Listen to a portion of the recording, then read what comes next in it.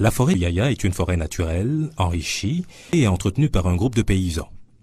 Un bel exemple de préservation de l'environnement. Située dans le village d'Amakpapé, à environ 150 km de Lomé, la forêt Yaya sert de refuge pour plusieurs espèces animales de la région et de réservoir de variétés végétales utiles pour l'homme. Vous voyez, le terrain était nu. Il y avait des métayers qui faisaient du coton sur le terrain. Et quand je suis arrivé, avec le concours du chef du village d'Amakpapé, et j'ai acquis ce terrain-là ici. Et avec le paiement à petits coups, je suis arrivé jusqu'à 210 hectares.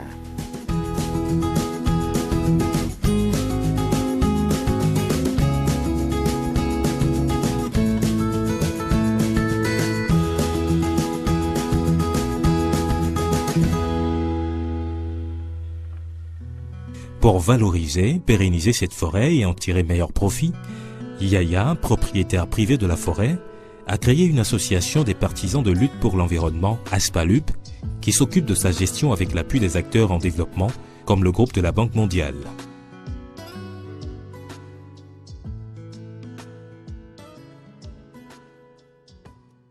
Si nous sommes maintenant des associés, c'est comme je vous ai dit, c'est parce que je ne voudrais pas laisser cette forêt entre les mains des dilapidateurs.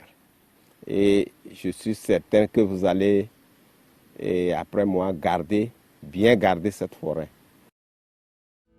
L'association des partisans de lutte pour l'environnement Aspalup a pour but d'amener l'homme à avoir un désir ardent de créer ou d'entretenir sans contrainte mais librement une forêt botanique et vivre de ses avantages sans détruire l'arbre. Les avantages de la forêt par rapport à l'exploitation du bois. Considérons 100 arbres ici et 100 ruches d'abeilles. Vous verrez que, après les calculs, vous verrez que à la fin, vous aurez gagné en 30 ans, puisqu'il faut 30 ans pour avoir un arbre bien gros, pour qu'on puisse le scier et avoir les planches à vendre. Donc et là, d'après les calculs que je viens de faire, que vous-même vous avez vu, en 30 ans, nous gagnons du côté des abeilles, du miel, 360 millions de francs.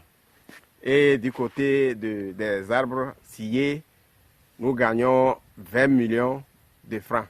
Vous voyez que la différence est très grande.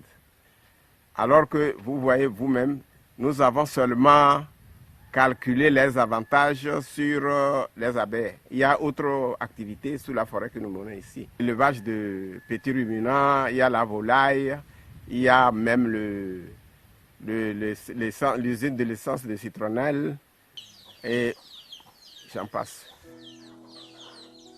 Il s'agit de promouvoir le développement durable à la base et de créer un cadre adéquat pour l'intégration des dimensions environnementales, économiques, sociales et culturelles de la gestion des ressources naturelles. Nous enregistrons minutieusement chaque jour la présence de ceux qui travaillent. Et celui qui n'est pas arrivé n'a pas son nom ce jour-là.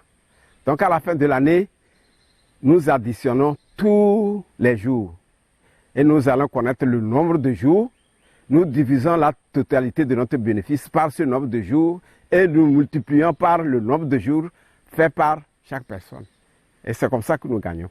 La forêt Yaya fonctionne comme un centre botanique. Les arbres, parmi lesquels des essences médicinales à effet bénéfique pour la santé, ont poussé naturellement sans être plantés.